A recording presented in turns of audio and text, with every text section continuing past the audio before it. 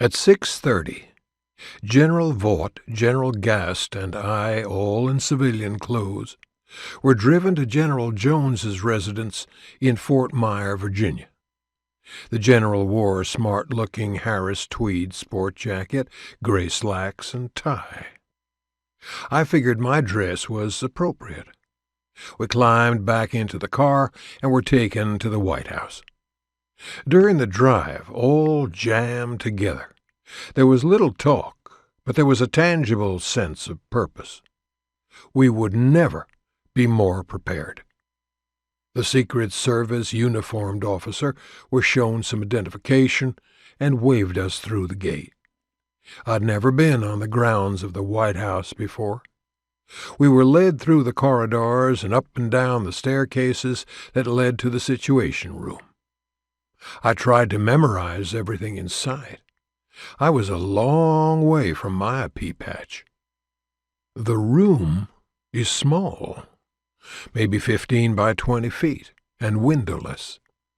Comfortable office chairs were placed around a central conference table. Another row of chairs was situated in front of the paneled wood walls. There were some people waiting for us. Among them, Jody Powell impressed me by the way he talked and asked questions. As for the Chief of Staff of the White House, I expected he'd have a little age on him, but Hamilton Jordan looked awfully young. He wore Levi's.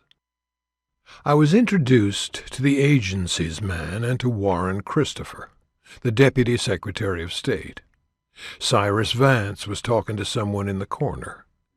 Dr. Brown came in right behind us and had with him his Deputy Secretary of Defense, Mr. Claytor. Dr. Brzezinski appeared suddenly, and finally Vice President Mondale arrived, wearing a sweatsuit and fancy sneakers, which did not impress me. I found a seat behind and between Dr. Brzezinski and the Vice President. The President, in a blue blazer and gray slacks, walked into the room.